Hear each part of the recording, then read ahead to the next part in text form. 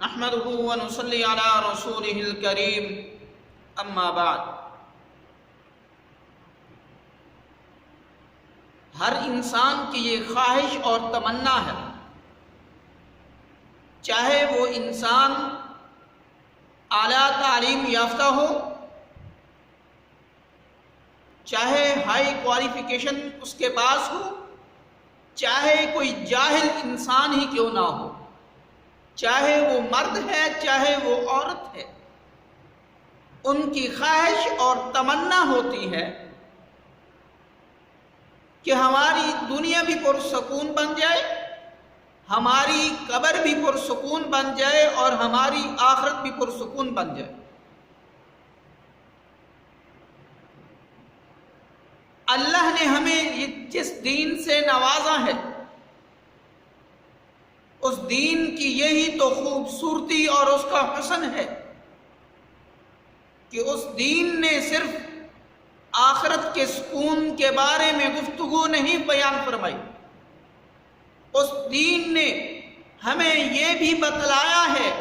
کہ دنیا کے اندر سکون حاصل کرنا ہے تو اس کا کیا طریقہ کار ہے، ہم دنیا کے اندر کس طرح سکون حاصل کرنے والے بن سکتے ہیں۔ ہم نے اپنی قبر پر سکون بنانی ہے تو کون سے کام کریں،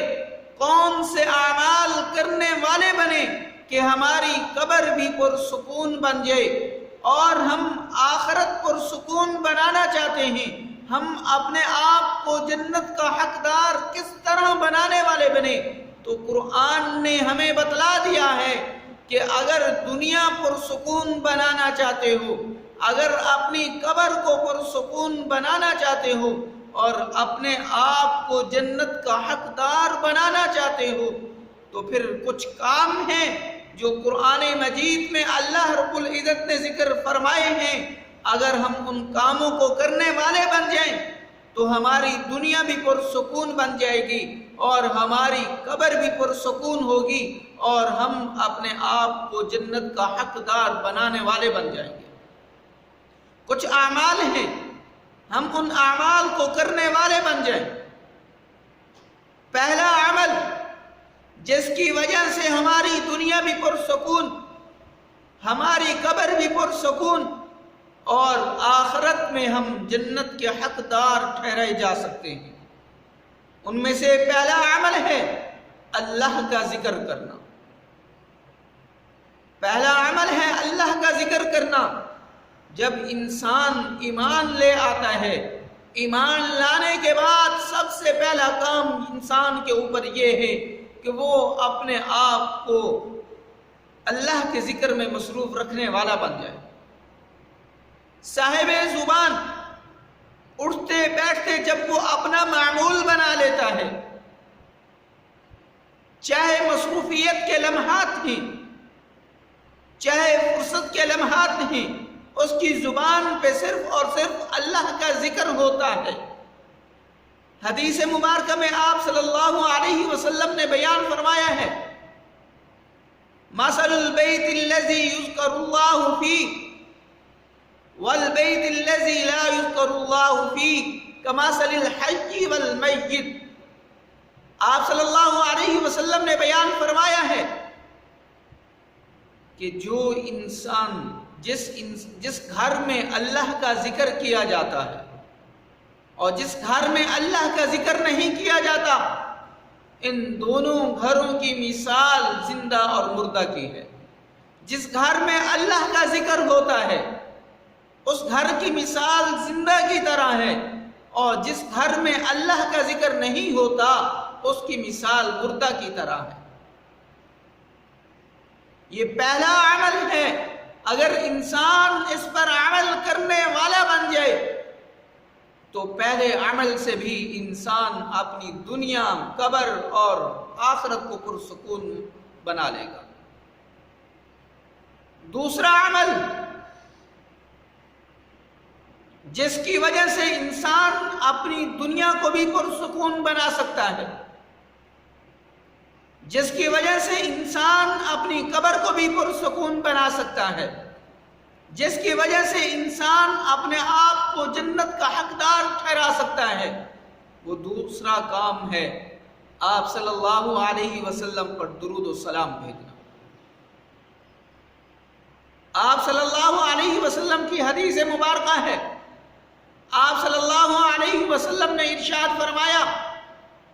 جو انسان مجھ پر ایک مرتبہ درود و سلام بھیجتا ہے اس کو 10 نیکیاں ملتی ہیں، اس کے 10 درجات بلند کیے جاتے ہیں۔ درود کیا ہے؟ اللہم صلی علی محمد وعلی آل محمد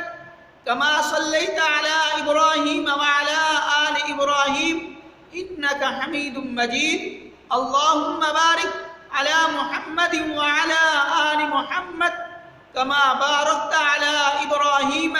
وعلی آل ابراہیم انک حمید مجید۔ جو انسان صبح و شام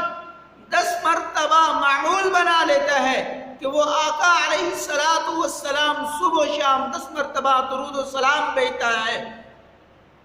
تو میرے نبی نے فرمایا، میرے نبی نے کیا فرمایا؟ فرمایا کہ جب آخرت کا وقت ہوگا، ماں باپ کوئی کام نہیں آئے گا، رشتہ دار کام نہیں آئیں گے، بہن بھائی کام نہیں آئیں گے، لیکن اس وقت صرف ایک ہی ذات ہوگی جو انسان کے لیے شفاعت کرنے والی ہوگی، وہ ہوگی آپ صلی اللہ علیہ وسلم کی ذات۔ جو انسان صبح و شام 10 مرتبہ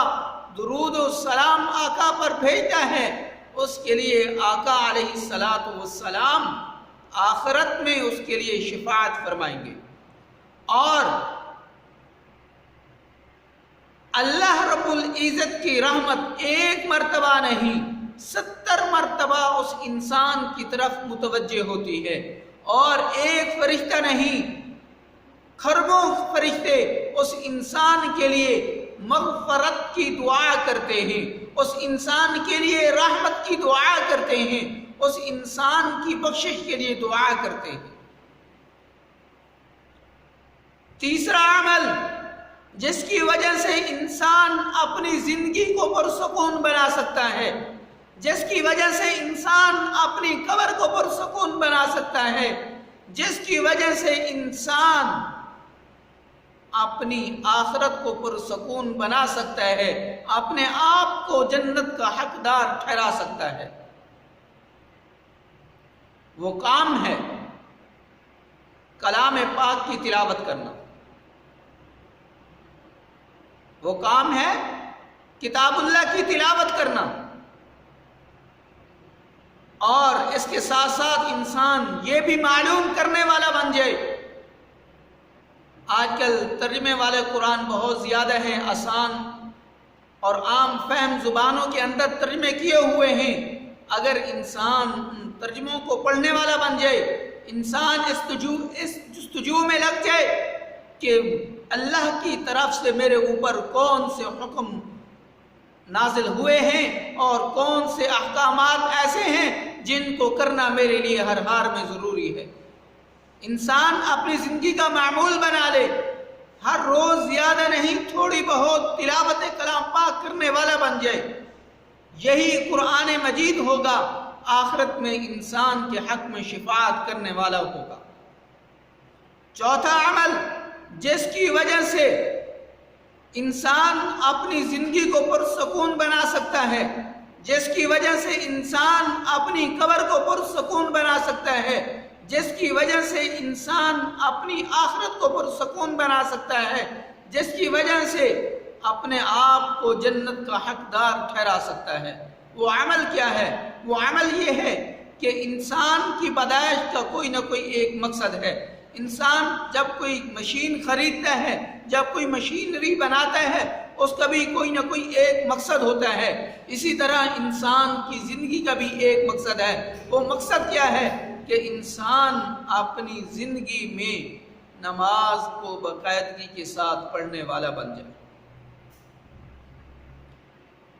باقی جتنے احکامات ہمارے اوپر لاگو ہوئے ہیں وہ زمین پر اترے ہیں، اور جب نماز کی باری آتی ہے اللہ رب العزت آقا علیہ السلام کو آسمانوں پر بلاتے ہیں، اور آسمانوں پر بلا کر ہمارے اوپر جو احکامات لاگو ہوتے ہیں، جو نمازیں ہمارے اوپر فرض ہوتی ہیں، وہ 50 نمازیں ہیں۔ پھر جب نیچے آسمان پر آئے تو موسیٰ علیہ السلام سے ملاقات ہوتی ہے، تو پھر